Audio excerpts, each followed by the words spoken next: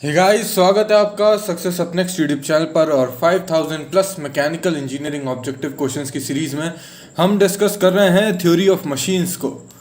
Already हम production engineering discuss कर चुके हैं, हम डिस्कस कर चुके हैं फ्लूइड मैकेनिक्स, हम डिस्कस कर रहे हैं engineering mechanics, strength of material के लेक्चर्स चल रहे हैं, बहुत ही तेज़ी में आ रहे हैं, और साथ में हम थ्योरी ऑफ मशीन्स को भी डिस्कस कर रहे हैं। ओके, तो 14वां लेक्चर है। अगर आपने पिछले वीडियोस नहीं देखे हैं तो जाके देख लो, चैनल को सब्सक्राइब नहीं किया है तो अभी कर लो, बेल आइकन को प्रेस कर लो और वीडियो को शेयर करो जो भी सिमिलर एग्जाम्स की तैयारी कर रहे हैं। कोई भी मैकेनिकल इंजीनियरिंग का एग्जाम हो, आने वाला HAL, HPCL का एग्जाम, NMDC का एग्जाम, IGCAR, आप चाहे डेडिकेट फ्रीड कॉरिडोर का जो एग्ज़ाम होने वाला है उसकी तैयारी कर रहे हैं, किसी भी exam, junior engineer, assistant engineer, executive engineer, सारे ही एग्ज़ाम्स के लिए आपको बहुत ज़्यादा हेल्प करेगी ये सीरीज़। चलिए शुरू करते हैं वीडियो को। बोल रहा है कि when the axes of the shaft over which the gear are mounted move relative to the fixed axes, मतलब जिस एक्सिस पे गियर माउंटेड है वो खुद घूम रही है। ऐसा कहाँ पे होता है? ऐसा होता है एपीसाइक्लिक गियर ट्रेन में। ठीक है, तो हमने देखा था कि एपीसाइक्लिक गियर ट्रेन जो होती है उसमें ऐसा केस देखने को मिला था, ये रहा।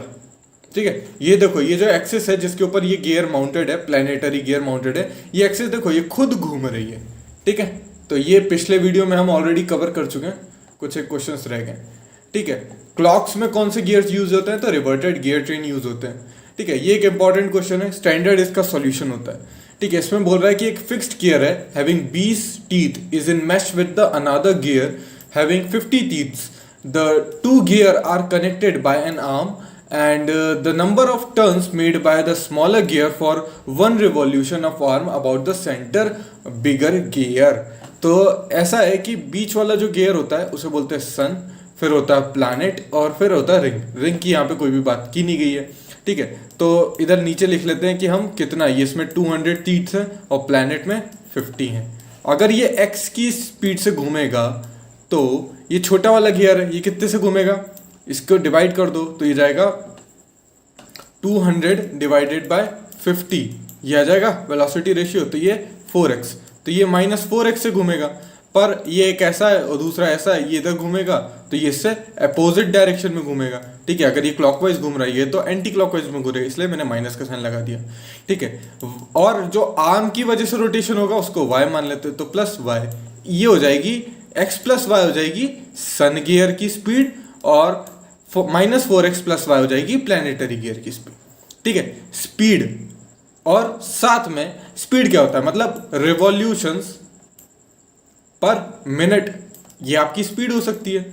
मान लो मैं एक ही मिनट में बात कर रहा हूं, ठीक है, एक मिनट में, तो जो रिवॉल्यूशन होंगे वही क्या हो जाएगी? स्पीड हो जाएगी, जो कि RPM है। तो ठीक है, तो रिवॉल्यूशन अगर बोले कि एक रिवॉल्यूशन लगा रहा है या RPM, तो कैलकुलेशन सिमिलर तरीके में ही होगी। ठीक है, कोई दिक्कत उसमें है नहीं। वो बोल रहा है, अब इसमें क्या था कि फिक्स्ड गियर ट्री, अब ये 200 वाला तो फिक्स था, यानी कि x प्लस वाई 0 होगा, फिक्स तभी होगा, यानी कि x is equal to minus of y लिख सकते हो। तो यहाँ पे रख दोगे, जब इस वाली इक्वेशन में रख दोगे -4x प्लस वाई, एक्स की जगह -y, तो ये कितना आ जाएगा? 5y टाइम्स आ जाएगा। और y मतलब जो आर्म का, मैंने बताया था आर्म की जो वेलोसिटी है, आर्म के जो रिवॉल्यूशन है, आर्म का रिवॉल्यूशन कितना है? 1 है, तो 5 × 1 इज इक्वल टू व्हाट? 5। तो इस तरीके से इसका आंसर हो जाएगा। फिर 6 गियर्स है। अब देखो, कंपाउंड गियर ट्रेन का सिस्टम है। कंपाउंड गियर ट्रेन, अगर आप डायग्राम भूल गए हो तो मैं आपको फिर से दिखा देता हूँ। ये देखो, ये तो रिवर्टेड है, ये आपकी कंपाउंड गियर ट्रेन होती है। एक ये गियर है, ठीक है, और उसके साथ एक छोटा गियर लगा हुआ है। ठीक है, इस टाइप से कंपाउंड गियरिंग की जाती है। ठीक है, समझ गया? चलो अब क्वेश्चंस पे आ जाते हैं। अपने क्वेश्चन पे बोल रहा है कि ABCDEF करके कंपाउंड ट्रेन बनाई गई है ना। तो एक गियर था, ए गियर था, ठीक है, इसके टीथ कितने थे? 20 थे। ठीक है, कंपाउंड गियरिंग है, मतलब इसके पीछे एक और गियर है। ठीक है, नहीं, इस तरीके से नहीं। एक ये जो 20 है, ये एक है 20, ठीक है, इससे कौन कांटेक्ट में होगा? एक गियर जिसके 60 टीथ थे, तो ये 20 वाले से कांटेक्ट में है 60 वाला। फिर 60 वाले के साथ ये A है, फिर ये B है। इन लोगों ने डायग्राम नहीं दिया, आपके पास जब क्वेश्चन आएगा तो जरूर है उसका डायग्राम आएगा। ये बुक थोड़ी सी कंजूसी कर देती है डेटा देने में, ठीक है। तो फिर बी पे ही माउंटेड है एक दूसरा गियर 30, ठीक है। फिर ये 30 से एक और कनेक्टेड है, ठीक है। 30 से कौन कनेक्टेड है, इससे भी बड़ा 80 वाला इससे कनेक्टेड है, ठीक है। ध्यान रखो 60 और 80 कनेक्टेड नहीं है, 60 से 60 वाली ही शाफ्ट पे 30 बैठा हुआ है और 30 से ये 80 वाला कनेक्टेड है, और 80 पे बैठा हुआ है 25 वाला गियर, और 25 से एक 75 वाला कनेक्टेड है, ठीक है। तो वेलोसिटी रेशियो कितना हो जाएगा, देखो 20 से कौन कनेक्टेड है 60, तो 20/60 इनटू, फिर ये 30 से कौन कनेक्टेड है 80, तो 30 डिवाइडेड बाय 80, फिर क्या है 25 से कौन कनेक्टेड है 75, तो 25 डिवाइडेड बाय 75। इस तरीके से भी लिख सकते हो कि multiplication of teeth in driven driver divided by teeth in driven, इस तरीके से भी लिखते हैं। तो इस तरीके से लिख सकते हो, देखो 20 ड्राइव कर रहा है 60 वाले को, फिर यहाँ पे 30 ड्राइव कर रहा है 80 वाले को, फिर यहाँ पे 25 ड्राइव कर रहा है 75 वाले को। तो काटे पीटी मचानी पड़ेगी थोड़ी, ये जाएगा 1/3 आ जाएगा, यहाँ से 3, ये 2 तो चलेगा, ये भी 1/3 आ गया, इस 3 से ये वाला 3 तो मैं उचका ही दूंगा, 8 या 24 यानी कि 1/24। नेक्स्ट, इनमें से कौन से कथन सही हैं। For a constant velocity ratio transmission between the two gears, the common normal at a point of contact must always pass through the fixed point, the line joining the center of the rotation। यार ये तो कितनी बार पढ़ रहे हैं, इसे तो क्या कहते हैं, लॉ ऑफ गियरिंग कहते हैं ना, ठीक है। तो बिल्कुल सही है। इनवॉल्यूट गियर का प्रेशर एंगल चेंज नहीं होता, ठीक है, नॉर्मली, पर अगर उनके सेंटर का डिस्टेंस चेंज कर दिया जाए तो प्रेशर एंगल चेंज हो जाता है, ठीक है। तो प्रेशर एंगल, वैसे इनवॉल्यूट गियर का pressure angle through out the engagement change नहीं होता, ठीक है। थ्रू आउट द एंगेजमेंट मतलब मैं ये मान के चल रहा हूँ कि जो जिस सेंट्रल डिस्टेंस कांस्टेंट है, अगर सेंट्रल डिस्टेंस कांस्टेंट है तो प्रेशर एंगल चेंज नहीं होगा, पर अगर सेंट्रल डिस्टेंस को चेंज करोगे तो प्रेशर एंगल चेंज हो जाता है, ठीक है। अगर आपको जानना है किस तरीके से चेंज होता है तो मुझे कमेंट सेक्शन में बता देना, एक बहुत ही बढ़िया न्यूमेरिकल है, शायद गेट वगैरह या इंजीनियरिंग सर्विसेज में पहले आया हुआ है, तो वो मैं आपको करा दूंगा, तो वहां से आपका ये फंडा भी क्लियर हो जाएगा, ठीक है। इसके अलावा भी कहीं अगर आपको कोई चीज़ समझने में डाउट हो ना तो कमेंट कर देना कि सर ये चीज़ समझ में नहीं आई, या इस कंसेप्ट को और क्लियरिफाई कर दो, तो मैं वो भी कर दूंगा, मुझे कोई दिक्कत नहीं है, ठीक है। एपिसाइक्लिक गियर ट्रेन क्या होता है, जिसमें जो कम से कम एक गियर जो होता है वो अपनी एक्सिस, एक फिक्स्ड एक्सिस के अलावा अबाउट रोटेट करना चाहिए, तो ये सारी कथन सही है, ठीक है। जायरोस्कोपिक कपल और जायरोस्कोप के बारे में बातें होंगी। तो जायरोस्कोप में होता क्या है, अगर मैं बात करूं तो इस तरीके से मान लो अगर आपके पास एक डिस्क है, ठीक है, ये इस तरीके से एक डिस्क है, और ये डिस्क जो है इस एक्सिस के अबाउट इस तरीके से रोटेट कर रही थी। अब अगर मैं इस एक्सिस को ही रोटेट कर दूं, अब मैं इस एक्सिस को इधर रोटेट कर दूं, तो अब क्या हुआ, पहले तो ये जो ओमेगा था, ये इसका ओमेगा इस तरीके से था, अब एक ओमेगा पी में इस तरीके से ले आया, इस एक्सिस को भी रोटेट कर रहा हूं। इस एक्सिस को रोटेट करने की वजह से क्या होता है ना, इस एक्सिस को रोटेट करने की वजह से, इस एक्सिस को रोटेट करने की वजह से क्या होता है कि जायरोस्कोपिक इफेक्ट आता है। जायरोस्कोपिक इफेक्ट की वजह से क्या होता है कि ये जो जिस डायरेक्शन में आप रोटेट कर रहे हो ना, उसके अपोजिट डायरेक्शन में एक तरीके से फोर्स लगाने लगती है, ठीक है। तो उसकी वजह से एक एक्सटर्नल मोमेंट कपल क्रिएट होता है, एक मोमेंट क्रिएट होता है, ठीक है। तो ये क्या होता है, ये देखो जिस डायरेक्शन में घूम रही है उसे कहेंगे एक्सिस ऑफ स्पिन, ये एक्सिस ऑफ स्पिन है। और एक्सिस ऑफ प्रेसिशन, प्रेसिशन मतलब ये एक्सिस जो इसकी जो सेंट्रल एक्सिस है, ये एक्सिस है, इसके अबाउट ये स्पिन कर रही थी, ठीक है। इसको मैं नाम दे देता हूँ से जेड एक्सिस, ठीक है। इस डायरेक्शन में होगी एक्स एक्सिस और ये ऊपर के डायरेक्शन में है वाई एक्सिस। और ये जो मैंने इसकी एक्सिस है, ये एक्सिस किस प्लेन में थी, अगर मैं आपसे पूछूं ये एक्सिस किस प्लेन में थी, तो ऑब्वियसली ये एक्स जेड प्लेन में थी। और एक्स जेड प्लेन में ही इसको मैंने रोटेट कर दिया, मान लो थीटा एंगल से, ठीक है। तो ये रोटेशन जो हुआ है ये वाई एक्सिस के अलॉन्ग हुआ है ना, समझ में आ रहा है।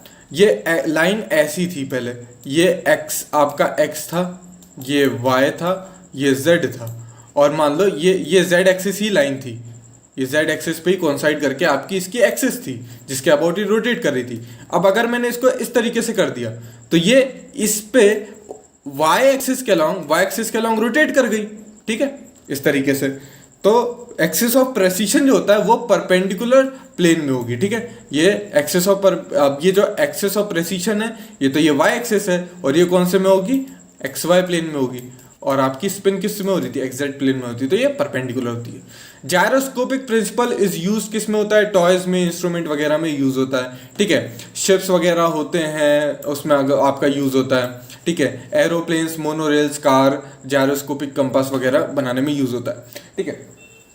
जो आपके जो एरोप्लेन्स वगैरह होते हैं उसमें यूज होता है। आपने अगर इनर्शियल नेविगेशन सिस्टम वगैरह का नाम सुना हो, ये सारे जो सिस्टम्स होते हैं ये एरोप्लेन्स वगैरह में लगाए जाते हैं, खासकर उन प्लेन्स में लगाए जाते हैं जिसमें आदमी ना बैठ के चला रहा हो। तो अनमैन्ड एरियल व्हीकल्स वगैरह में जो होता है inertial navigation system, gyroscopic system लगाए जाते हैं, ठीक है। उन दोनों का कॉम्बिनेशन लगाया जाता है जिससे आप कभी भी किसी भी पॉइंट पे आप अगर आपको ये पता है, जैसे ये पता है आपको, मान लो मैं एक गाड़ी में बिठा दूं, ठीक है, आपको एक कार में बिठा दूं और कार ऐसे ऐसे जा रही हो, कैसे भी रास्ते में जा रही हो, कभी इधर मुड़ती हो, कभी इधर मुड़ती हो, कभी इधर मुड़ती हो, ठीक है। और मैं आपको अगर ये बताऊं हर टाइम पे कि ये किस वेलोसिटी से जा रही है, या मान लो ये बताऊं मैं कि कितने डिस्टेंस के बाद ये टर्न ले रही है और किस डायरेक्शन में टर्न ले रही है, तो एंड में आप कहीं भी पहुंचो मुझे बता दोगे कि मैं कहां पहुंचा हूं। यार मुझे पता है कि कितने दूर गई और कब ये टर्न हुई है, तो डायरेक्शन भी पता है, मैग्नीट्यूड भी पता है, तो उस तरीके से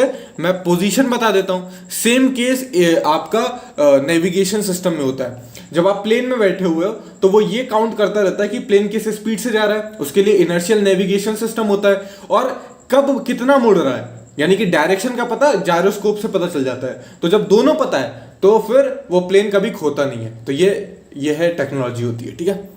तो ये इसका एप्लीकेशन है। हो सकता है ये बात यहाँ पे कभी भी क्वेश्चन में नहीं आएगी, ये क्वेश्चन में नहीं आएगी, ये आपसे इंटरव्यूज में पूछ ली जाती है, बताओ जायरोस्कोप कहाँ यूज होता है, पढ़ तो लिया जायरोस्कोप। तो आप अगर ये बता दिया ना कि एरोप्लेन को की मतलब ज्योग्राफिकल लोकेशन पता करने में इस तरीके से बता दिया, गोद में बिठा के नौकरी देगा। चलो आगे बात करते हैं। एक्सेस ऑफ प्रेसिशन जो होती है वो परपेंडिकुलर होती है एक्सेस ऑफ स्पिन के, ठीक है। Disc is spinning with an angular velocity omega, और जो मतलब वही जैसे मैंने इधर डायग्राम बनाया था ना, ओमेगा से ये इस तरीके से स्पिन कर रही थी, ठीक है, और ओमेगा पी से प्रेसिशन हो रहा था। तो वही लिखा हुआ है कि ओमेगा पी से उसकी प्रेसिशन की वेलोसिटी है। तो मैंने बताया था कपल इंड्यूस होगा, कपल कितने के बराबर होगा, आई ओमेगा ओमेगा पी, जहां पे आई क्या है, मोमेंट ऑफ इनर्शिया है, ठीक है।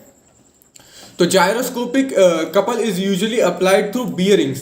तो मान लो कि एक शाफ्ट है, इस तरीके से शाफ्ट है, और इसमें ये इस तरीके से रोटर लगा हुआ है, ठीक है। ऑब्वियसली ये रोटर इस तरीके से घूम रहा है, और यहाँ पे जो आपकी बियरिंग्स होंगी ना, ये शाफ्ट इस बियरिंग में होगी, ठीक है, इस शाफ्ट इस बियरिंग में होगी। अब मान लो ये जो शाफ्ट है ये आपकी किसी गाड़ी वाड़ी में कहीं रखी हो गई, तो फिर जब ये शाफ्ट जो है ये गाड़ी जब टर्न लेगी तो फिर ये शाफ्ट भी इस तरीके से टर्न लगी। तो ये आप देख रहे हो ओमेगा पी जो था ये एक डायरेक्शन में था, उससे परपेंडिकुलर डायरेक्शन में जब मोशन हो रहा है तो उसकी वजह से टॉर्क आते हैं, ठीक है। मान लो ये अगर इस तरीके से घूम रहा था और अगर मैं इस साइड से देखता हूँ, ठीक है, तो ये जो घूम रहा है ये किस तरीके से घूम रहा है, क्लॉकवाइज में घूम रहा है, ठीक है। और फिर मैंने इसको इस तरीके से टर्न दे दिया, ठीक है, इस तरीके से टर्न दे दिया इस डायरेक्शन में, ठीक है, इस डायरेक्शन में टर्न दे दिया। तो जायरोस्कोपिक जो होगा वो इसके अपोजिट डायरेक्शन में लगेगा, कुछ इस तरीके से लगेगा, इस तरीके से। तो यहाँ पे ना ऐसा मूवमेंट आ जाएगा, ऐसा। तो यहाँ पे आपका ऊपर की तरफ रिएक्शन आएगा, यहाँ पे नीचे की तरफ रिएक्शन आता है, ठीक है। अब देखो यहाँ पे कुछ कुछ चीजें लिखी हुई हैं, ठीक है।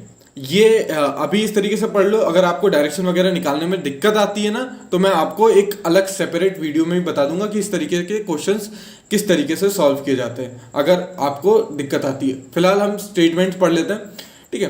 तो यहाँ पे लिखा हुआ है कि when an engine of the propeller of a airplane rotates in a clockwise direction when seen from the rear और टेल एंड। मतलब मान लो ये जो प्लेन है, मैंने डायग्राम भी प्लेन का लगा के रखा है, ठीक है, ये प्लेन है। अब इसके अंदर जो इसका जो इंजन है ना, यहाँ पे कहीं इंजन होगा, इसका जो रोटर है मान लो अगर क्लॉकवाइज डायरेक्शन में घूम रहा है और मैं पीछे से देख रहा हूँ, इसकी पीछे से टेल की तरफ से देख रहा हूँ, ठीक है। तो अगर एयरप्लेन लेफ्ट टर्न लेता है, मतलब कि अगर जो प्लेन है मेरा वो इधर साइड जा मुड़ता है, तो उस केस में क्या होगा, जब प्लेन लेफ्ट टर्न लेगा तो जायरोस्कोपिक कपल उसकी नोज को रेस कर देगा और टेप को डिल कर देगा। मतलब ये जो प्लेन है ना, ये जब अगर लेफ्ट टर्न लेगा ना तो ये ऐसे लेफ्ट टर्न लेके ऊपर उड़ेगा इस तरीके से। तो लेफ्ट टर्न तो लेगा, साथ में ऊपर भी जाएगा, ओके, इस तरीके से। और अगर राइट टर्न लेगा, सेम क्लॉकवाइज डायरेक्शन में घूम रहा है, पीछे से देख रहा हूं, और राइट टर्न लेगा तो ये नीचे जाने लग जाएगा, मतलब इसकी ये बेंड हो जाएगा नीचे की तरफ, समझ रहे हो? इसकी जो सामने का हिस्सा है वो नीचे हो जाएगा और इसकी टेल ऊपर हो जाएगी जब ये राइट टर्न लेगा। और अगर लेफ्ट टर्न लेगा तो इस तरीके से होगा, ओके। तो यही चीजें यहाँ पे लिखी हुई है, ठीक है। व्हेन राइट टर्न लेगा तो फिर उसका इफेक्ट जो होगा वो उल्टा होगा, नोज जो है वो डिप करेगी, राइज करेगी, ठीक है। इंजन प्रोपेलर अगर एंटी क्लॉकवाइज डायरेक्शन में होगा तो उसका, अगर अभी ये क्लॉकवाइज डायरेक्शन में था तो मैंने क्या बताया, जो अगर लेफ्ट टर्न लेगा तो फिर ऊपर की तरफ जाएगा, राइट टर्न लेगा तो नीचे की तरफ जाएगा। अगर ये एंटी क्लॉकवाइज डायरेक्शन में होता तो उसका उल्टा हो जाएगा। तो आप बस एक याद रख लो, दूसरा अपने आप से हो जाएगा, ठीक है। ओके, तो यहाँ पे वही सारी चीजें लिखी हुई हैं, ठीक है। और ये यहाँ पे क्वेश्चन के फॉर्म में पूछ लेगा कि एक एरोप्लेन है, रोटेट कर रहा है क्लॉकवाइज डायरेक्शन में, पीछे की तरफ से देखा, लेफ्ट टर्न ले रहा है तो क्या होगा, लेफ्ट टर्न ले रहा है तो ऊपर की तरफ जाएगा। ऊपर कब जाएगा, जब उसका सामने वाला का हिस्सा मतलब नोज जो है वो ऊपर जाए और टेल डिप करे, ठीक है। और अगर उल्टा हो जाएगा, क्लॉकवाइज डायरेक्शन में घूम रहा है, पीछे से देख रहा हूँ, और अगर राइट टर्न लेगा तो वो डिप करेगा, तो उसकी नोज डिप करेगी और टेल राइज करेगी, ठीक है। अब शिप के केस में क्या होता है, तो यहाँ पे ये देखो, अगर ऐसी शिप है और वो इस तरीके से मोशन कर रही है, इस तरीके से ऐसे ऐसे जा रही है, ठीक है, तो ये शिप कौन सी, किस एक्सिस के अबाउट हो रहा है, ये जो इसकी लंबाई वाली एक्सिस है ना, लॉन्गिट्यूडनल एक्सिस जो मैं यहाँ पे ट्रेस कर रहा हूँ, इस एक्सिस के अबाउट मोशन हो रहा था, ठीक है। कभी ऐसी जा रही थी, कभी इसे जा रही थी, तो इसे कहते हैं रोलिंग। क्या कहते हैं इसको, रोलिंग कहते हैं, ठीक है। रोलिंग किस एक्सिस के अलॉन्ग होगी, लॉन्गिट्यूडनल एक्सिस के अलॉन्ग होगी, लॉन्गिट्यूडनल एक्सिस के अलॉन्ग होगी, ठीक है। फिर ये देख सकते हो, अगर आप शिप में बैठे हो ना तो आपको ऐसा लगेगा, इधर चला मैं उधर चला वाली फीलिंग आएगी, ठीक है। ओके, अब देखो, अब देखो ये क्या हो रहा है, कभी नोज ऊपर जा रही है, कभी नोज नीचे जा रही है, ठीक है, कभी ऊपर जा रही है, कभी नीचे जा रही है। इसको क्या कहते हैं, पिचिंग कहते हैं। क्या कहते हैं, पिचिंग कहते हैं, ठीक है। चलो फिर से इसको क्लियर कर देता हूं। अब देखो यॉर्निंग वाला केस देखना, ये पिच वाला केस हो गया। यॉर्निंग में क्या होता है, ये देखो रोल, ठीक है, लॉन्गिट्यूडनल एक्सिस के अबाउट। हीव में क्या होगा, ऊपर नीचे जाएगी, ठीक है। सर्च आगे पीछे, ठीक है। यॉर्निंग में क्या होगा, टर्निंग वाला इफेक्ट, ठीक है। स्वे करना मतलब लेफ्ट और राइट मूव करना, ठीक है, ट्रांसवर्स डायरेक्शन में मूव करना। पिच मतलब, पिच में क्या होगा, जो नोज है वो ऊपर जा रहा है या नोज नीचे जा रही है। रोल लॉन्गिट्यूडनल, क्या बोला हूं, सर्ज में आगे पीछे, ठीक है। यॉर्निंग में टर्निंग वाला इफेक्ट, और फिर स्वेइंग में ट्रांसवर्स डायरेक्शन में मूवमेंट, ठीक है। चलो, तो इन नेवल शिप जो सामने वाला हिस्सा होता है उसे कहते हैं बोव, और पीछे वाला जो हिस्सा होता है इसे स्टर्न या आफ्ट कहा जाता है, ठीक है, आफ्ट कहा जाता है, ओके। और अगर पीछे से देख रहे हो शिप को, मतलब ये शिप है, ठीक है, ये शिप है, और ये शिप का आगे का डायरेक्शन है, और ये इसका स्टर्न हो जाएगा, तो इसे क्या कहोगे, बोव कहेंगे। इसे क्या कहेंगे, स्टर्न कहेंगे। अब जब स्टर्न की तरफ से देख रहा हूं, मैं पीछे की तरफ से देख रहा हूं, तो जो राइट साइड होगा, राइट, वो राइट ना होके क्या कहलाएगा, स्टार बोर्ड कहलाएगा, ठीक है, स्टार बोर्ड कहलाएगा। और जो लेफ्ट होगा वो लेफ्ट ना कहला के पोर्ट साइड कहलाएगा। क्या कहलाएगा, पोर्ट साइड कहलाएगा। तो तुम अगर कभी नाव में बैठो और तुमको अगर राइट साइड जाना है तो तुम कहोगे स्टार बोर्ड, ठीक है, और अगर लेफ्ट जाना है तो पोर्ट साइड। अब ऐसा लेफ्ट और राइट ऐसा ये सीधा सीधा क्यों नहीं कहते, मान लो कि तुम यहाँ पर खड़े हुए हो, ठीक है, तुम यहाँ पे खड़े हो, कैप्टन तुम्हारा यहाँ है और तुम उससे बोल रहे हो कैप्टन राइट की तरफ ले लो, राइट की तरफ, और तुम उसकी तरफ मुंह लेके कर रहे हो। अब वो कंफ्यूज हो जाएगा, अबे भाई मेरा राइट कि तेरा राइट, वो ये तो फिर वही वो कौन सी पिक्चर थी, वो सुनील शेट्टी वाली, वही वाला हो जाएगा, आपका राइट कि मेरा राइट, इसी में कंफ्यूज हो जाएंगे। तो हटाओ पूरा कंफ्यूजन, ये बोलेगा स्टार बोर्ड, तो इसको अपने आप समझ में आ जाएगा, अच्छा मैं अगर पीछे से देख रहा हूं तो ये स्टार बोर्ड राइट साइड होगा, लेफ्ट साइड होगा, ठीक है। तो इस तरीके कंफ्यूजन हटाने के लिए करते हैं। तो ये जो यहाँ पे यॉनिंग लिखा था ना, वही स्टीयरिंग होता है, ठीक है। ओके, तो यहाँ पे जो चीज़ें लिखी हुई हैं, अब क्या था ना कि जिस तरीके से आपका एरोप्लेन में ऐसा होता था ना कि अगर अपन पीछे से देख रहे हैं क्लॉकवाइज डायरेक्शन में रोटर घूम रहा है, अगर वो लेफ्ट टर्न लेगा तो क्या होता था, ऊपर की तरफ जाते थे, नोज अप टेल डाउन, ठीक है। तो इसमें भी ऐसा होगा, ठीक है, इसमें भी ऐसा होता है। तो स्टीयरिंग ऑफ द शिप क्या होता है, मान लो मतलब जैसे कि ये शिप थी, स्टीयरिंग मतलब करना है, मतलब आगे अब ये तिरछी हो जाएगी, कुछ इस तरीके से हो जाएगी, ठीक है, ऐसी हो गई, इसे कहेंगे स्टीयरिंग, ठीक है। मतलब इस एक्सिस के अलाउंग इस ऐसे रोटेट हो रही है, ठीक है। ये रोटेशन वैसे इसकी हाइट के अलाउंग होगा, ठीक है। Turning of the ship in a curved left of right when it moves forward, ठीक है, इसे स्टीयरिंग कहते हैं। रोलिंग क्या कहते हैं, रोलिंग जो होती है वो होती है लॉन्गिट्यूडनल डायरेक्शन के अलाउंग जो आपको मोशन देखने को मिला था, उसे रोलिंग कहते हैं। तो rolling of the complete ship is known as pitching. तो पिचिंग तो अलग होती है। पिचिंग में क्या होता है, पिचिंग में सामने वाला हिस्सा जैसे ये है तो कभी सामने वाला हिस्सा ऊपर जाएगा, कभी सामने वाला नीचे जाएगा। मैंने सब कुछ बता के रखा है, ठीक है। अब यहाँ पे वही लिखा हुआ है कि शिप को अगर राइट करेंगे तो उस केस में जो रेज अप होगा, स्टर्न जाएगा, तो सेम केस वैसे ही आता है आपका, ठीक है। अब इसमें अगर रोटर जो है वो रोटेट कर रहा है क्लॉकवाइज डायरेक्शन में पीछे से देखने पे, और शिप अगर लेफ्ट टर्न ले रहा है तो गायरोस्कोपिक कपल जो होगा वो रेस करेगा बो को और लोअर करेगा स्टर्न को, ठीक है। तो वही वाला जैसा मैंने बताया ना प्लेन में होता था, सेम केस वैसा हो रहा है, ठीक है। अगर शिप क्लॉकवाइज डायरेक्शन में जा रहा है और आपका राइट टर्न ले रहा है तो फिर नीचे की तरफ, मतलब जो बो है वो नीचे जाएगा, स्टर्न जो है वो ऊपर जाएगा, ठीक है। पिचिंग जो होती है वो सिंपल हार्मोनिक मोशन में होती है, ठीक है। तो ये याद रखना, पिचिंग जो होती है वो सिंपल हार्मोनिक मोशन में होती है, ठीक है। ये देखो पीछे से देख रहा हूं मैं, तो ये आपका राइट हैंड साइड का क्या है, स्टारबोर्ड है, लेफ्ट साइड का पोर्ट है, और ये स्टर्न है, स्टर्न मतलब पीछे वाला हिस्सा, ठीक है। और ये इस तरीके से आगे जा रही होगी ship, okay. when the pitching of the ship is upward, अब जब pitching of the ship upward होगी ना तो शिप जो है वो स्टारबोर्ड की तरफ जाने को होगा। मतलब सोचो तुम शिप में बैठे हुए हो, तुम्हारे इस तरीके की नाव है, और यार मैं बना तो पाऊंगा नहीं ढंग से नाव, चलो ठीक है, कुछ इस तरीके की नाव है, नाव जैसी ना दिखे तो भी मान लेना नाव है। और जब ये ऊपर की तरफ जाएगा ना तो इसका मतलब तुम्हारा शिप जो होगा वो राइट मुड़ने की तरफ होगा, मतलब ऐसे मुड़ने की तरफ होगा। और जब ये नीचे जाएगा तो इस साइड मुड़ने की तरफ होगा, ठीक है। स्टारबोर्ड मतलब पीछे से देखूंगा तो राइट साइड मुड़ना, मतलब स्क्रीन के अंदर मुड़ना, ठीक है। और अगर डाउनवर्ड पिचिंग होगी तो वो पोर्ट साइड जाएगा। फिर pitching of the ship produce the force on the bearing which acts, तो पिचिंग की वजह से जो आपकी बियरिंग्स पे जो असर आएगा वो हॉरिजॉन्टल डायरेक्शन में आएगा और परपेंडिकुलर आएगा, ठीक है। Maximum gyroscopic couple acting on the ship tends to shear the holding bolt. अब जब वो जो फोर्स लगता है ना, जो कपल लग रहा है ना, उसकी वजह से क्या होता है कि जो बोल्ट्स होते हैं उस पर शियरिंग एक्शन आता है, ठीक है।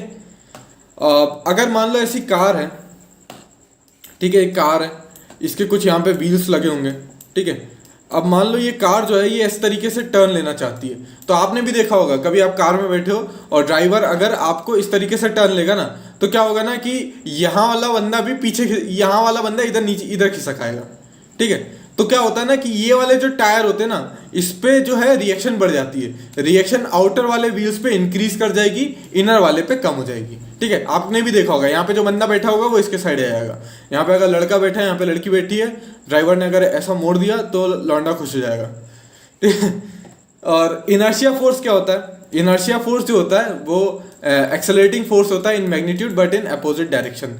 मतलब मान लो, चलो मैं आपको उसी तरीके से समझाता हूँ, यार मेरी ड्राइंग बहुत बेकार है। मान लो ये लड़की है, ठीक है, ये लड़की है, इस तरीके से बाल हैं, ठीक है, और हीरो ने इसके जो हाथ है वो पकड़ के अपनी तरफ खींचा, आगे की तरफ खींचा, ठीक है, मतलब ऐसे पकड़ा और समझो कि स्क्रीन से बाहर खींच रहा है। ये लड़की स्क्रीन के अंदर है, ठीक है, इसकी आंखें, यार आंखें नहीं बनाई, लड़की नहीं तो चुड़ैल बन रही है, ठीक है, हाँ, ठीक है।